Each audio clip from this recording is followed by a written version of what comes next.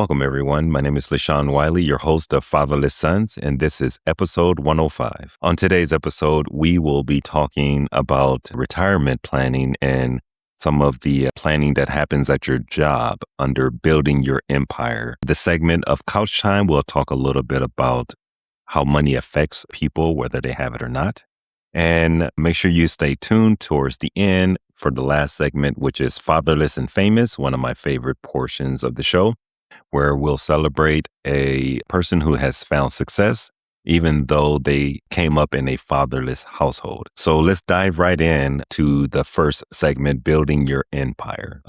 So let's talk a little bit about 401ks and Roth IRAs, the retirement planning that you normally have access to when you're at work. And a lot of people shy away from participating in 401ks that's offered at their employer. The reason, and this is based on, what I've seen and what I've noticed in my lifetime, just my colleagues, people I work with, from different levels, from when I first got into the workforce all the way up to now. People normally don't participate in 401ks because mainly they don't understand them. They don't know how it works. They just know that you put money in and hopefully after some time of working, you get money out. They do understand that it has something to do with retirement. But outside of that, it's just this mystery, this complex system that they just don't understand, and they're too embarrassed to ask anyone how it works. And even if they ask their employers, then they're normally shut down and don't really get a real answer as to what it is and advice on how to use it and how to contribute to it. Now, before I go any further, I do want to say that this is not financial advice. This is just, me sharing experience and knowledge that I have had in the past and interactions that I've had with others. So do your own due diligence when it comes to how you want to allocate your 401k contributions and if you want to participate in it at all.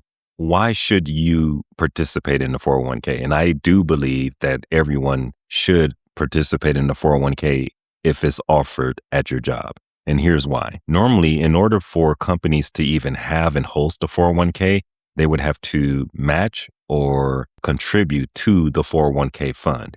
And a lot of jobs would do this by matching contributions.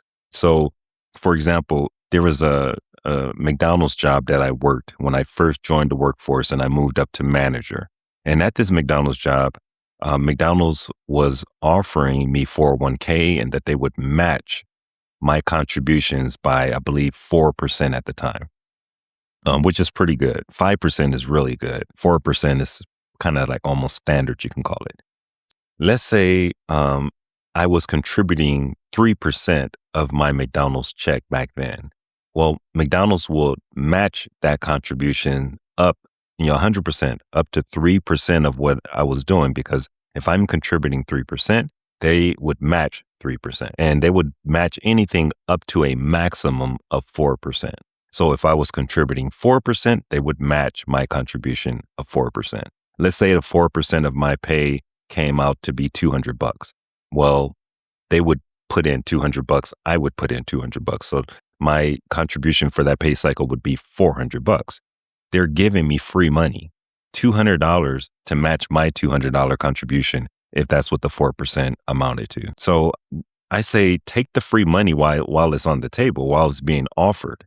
Okay. Now, this money is also going into your 401k fund before the fund, your paycheck is taxed.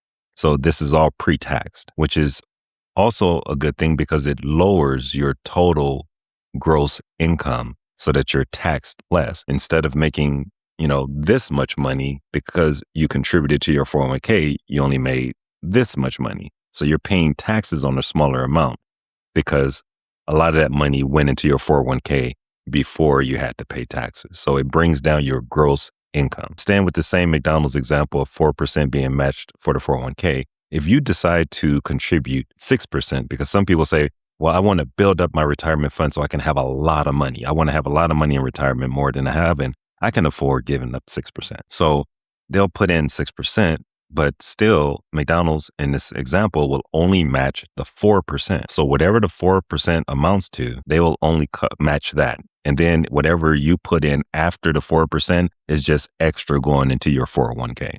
Your 401k does have a max contribution every year. I don't know what this year is. You can Google it and look for it, but it might be anywhere from $14,000 to $16,000, somewhere around that. And once you come up to that number, you have to stop putting money into your 401k, whatever that number happens to be. Like I said, you can look it up. So let's just round it up to $15,000. If you're making $65,000 and you just max out your 401k so that you can contribute as much as you can and contribute the whole 15,000 in this example, then the taxable income, the amount of money that you're taxed on that year is only $50,000 because that 15,000 comes off the top. Okay. This is a strategy that a lot of wealthy people use in order to bring their gross income down while storing money away pre-tax for their future retirement. Because once you retire and you become of retirement age, you'll have access to all the money that you saved in your 401k. Now, because it was never taxed, it has to be taxed when you pull that money down. So always understand and remember that eventually you will have to pay taxes on that money. Now, when you get into retirement, you have all this money that you're going to be pulling down in retirement, and all of that money is going to be taxed. Some people say, well, I know what the tax rate is now for me, but when I retire 30 years from now, I don't know what the tax rate is going to be. Some people believe it's going to be higher than it is currently right now. So some people will say, instead of just loading up all of my money inside of that 401k and all that money is going to be taxed when I pull it down, how about I'll do what's matched? And in this example, 4% is matched. So I'm going to contribute 4% into my 401k and let that money go inside from McDonald's. And instead of contributing extra money to my 401k, the extra, let's say 3 or 4% that I can afford, I'm going to put that in a different fund. I'm going to put that in what's called a Roth IRA instead. Now, before that money goes into the Roth IRA, that money is taxed. Therefore, when I pull that money down, it's not taxed. The whole goal of this strategy is to set up 2 different funds for me when I retire. One fund that's taxable, that's going to be taxed when I pull it down, and another fund or another bucket that I'm going to be pulling from that has already been taxed. So it gives you diversification on how you pull your funds down in retirement. Some will be taxed, some will not be taxed. There are rules about how you can contribute to a Roth IRA based on your salary and based on your age. So Google all that information. My goal is not to give you those details. My goal is to give you a rough understanding of how these things work and why you should, participate in these retirement plans. The reason that your business and your company won't really give you a whole lot of advice and guidance on how you should participate in your 401k is because the money that comes from your 401k that's pulled out of your pay that goes into your 401k fund, that money is invested in the stock market and they can't give you investment advice. Therefore, they'll say, talk to HR. Well, HR really can't give you detailed advice on investment either. So you will need to speak with a licensed financial advisor to give you some advice on how you should contribute to your 401k.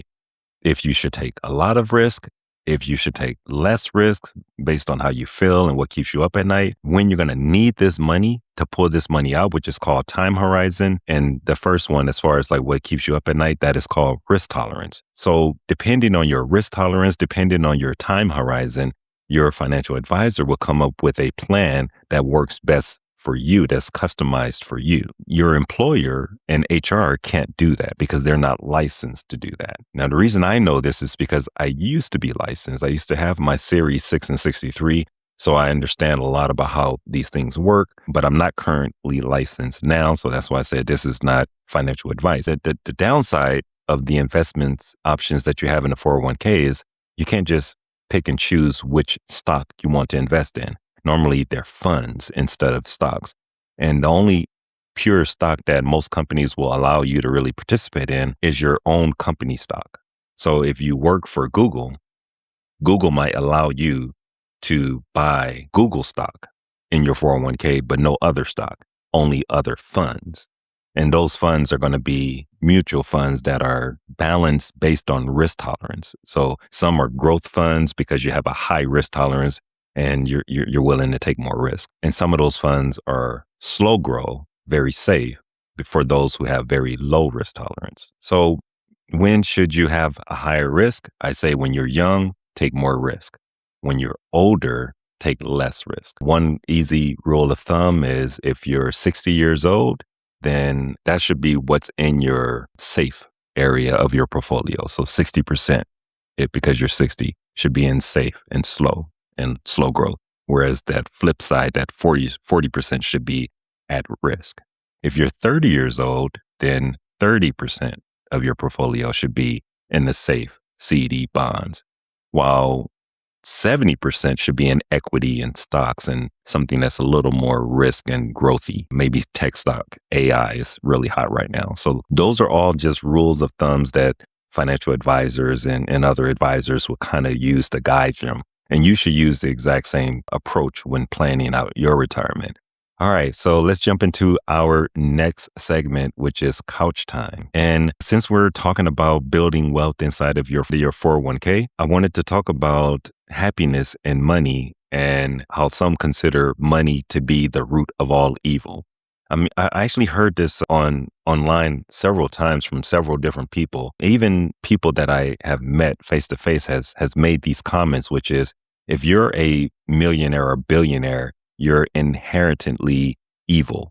You're a bad person just by default because anyone who has that kind of money, $1 billion or so, earned that money on the backs of someone else. Someone else made a sacrifice and you're just a bad person. You should give that money away. Now, I don't agree with this, obviously, because just because you have found success, why does that make you a bad person? And not every billion is made on the backs of others. Sometimes that money is made because they're providing a service to others. And we're in a capitalist society, so that's just how our nation is set up. Am I saying that there won't be challenges? Of course, I'm not saying that. Of course, we all have challenges that we have to overcome in order to find success. But we have that opportunity in the United States to actually make something of nothing just by having the willingness to serve and come up with a solution or an invention that helps others. Okay. If you come up with that next great ideal, that next service, that next product that serves a purpose for people, that solves a problem, or you put the money up to create this business to provide this service, you're taking all the risk. And when that risk pays off, if it was to pay off, does it make you a bad person for enjoying the spoils of and the fruits of your labor? I don't think it makes you a bad person, especially if your invention is wildly successful. And I'm not even referring strictly to those who make billions of dollars. Sometimes even if you find any amount of success, people see you as a evil person or a bad person. So my first comment on that is I just simply don't agree with that. Another misconception is people think wealth and money solves all of your problems. Based on how I define wealth, I am a wealthy person. And when I was not a wealthy person, I had my own share of problems. But becoming a wealthy person, those problems I had before kind of faded away and new problems were introduced. So you're always going to have problems, whether you have money or don't have money. And will money make you a happy person? No. It solves some problems, but it brings new problems. It makes you happy in certain ways because of it being a tool that allow you to do things. But if you're an unhappy person, it's just money will just amplify whatever you're feeling. So if you're an unhappy person, you're going to be even more unhappy when you have money because, like I said, it has a way of amplifying your situation. If you're a bad person or if you're an evil person or a mean person, having money makes you more mean. It can really have that effect. If you're a giving person and a caring person, you can only give so much. You can't fix every problem. Even if you have money, you have means to help certain people. You can't help everyone because sometimes helping someone can enable them. one example that I can give you on this is I have the means and ability to help my kids in every way possible. I mean, I can give them, and I actually did this for a long time, give them every kind of gift they want for Christmas and make sure they have the best of the best of the best. That backfired on me. When my kids were young, by buying them everything, it made them not really understand the value of certain things at a young age. And then I had to spend the next decade after they were young trying to fix this, trying to fix the problem that I created by giving them everything. So let's jump to my favorite part of the uh, show here, which is Fatherless and Famous. This is a male, and he is widely known. So let's go ahead and throw his name out there so you guys know who I have selected for this episode's Fatherless and Famous.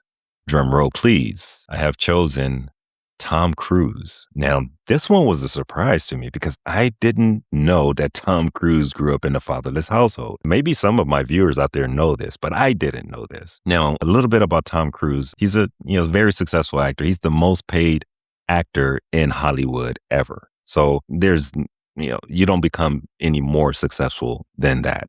And as a kid, he actually suffered from dyslexia, which I didn't know either. Reading scripts and reading anything with dyslexia is very hard to do. You have to learn how to correct yourself when you're reading because you see some letters backwards. So for him to have to overcome that and now, turn into a person who's reading scripts for a living, that's amazing. So overcoming that, way to go. His father, named Thomas Cruise III, walked out of his life when he was around 11 years old. And his father, by Tom Cruise, is described as a very violent and very abusive father. So when Tom Cruise's mother picked up his three sisters and Tom Cruise and moved him away from the abusive father, that was maybe, a relief. It was a good thing to get him away from this abusive father. When Tom was 24 years old, he saw his father die of cancer, and he did not feel any loss when his father passed away because of the relationship or lack thereof with his dad, and because of how violent his dad was and abusive his dad was. Tom had three kids, two adoptive daughters and one biological daughter. From two different marriages. The first two adopted daughters were from his first marriage, and his biological child was from his second marriage. And he was said to be there for his first two daughters. He had no sons throughout their lives and was involved in raising them. But his youngest daughter, who's currently 19 years old, her name is Suri Cruise. He was not really involved in raising her and involved in her life. And he kind of left the picture when she was at a young age of 6 years old. I focus on this because he was fatherless, since he was at the age of 11. And he kind of repeated the cycle by not being there for his youngest daughter at the age of 6. So we kind of sometimes get trapped in a cycle that we don't want to be in. As fatherless sons and daughters, we don't plan to have our kids suffer the same fate that we suffered, but sometimes it does happen. And the only thing we can do is do our best to repair it when it happens. So he is currently trying to reintroduce himself into Suri's life. The reason for the turbulence between their relationship had to do with his religion. Last thing I want to talk about as far as Tom Cruise is concerned is his net worth. And we like to do this on the show. We'll go over the net worth of the person who is fatherless and famous. And he is at a whopping $600 million of net worth. Nice job. I love it. I love it. So if Tom Cruise can do it, you can too. So that's it for our show today. Please like and subscribe if you like this content, and leave some comments as far as if things that you want to share about the video and about your time growing up in a fatherless home. Until next time, stay positive, keep moving forward, and don't let anything hold you back. See you later.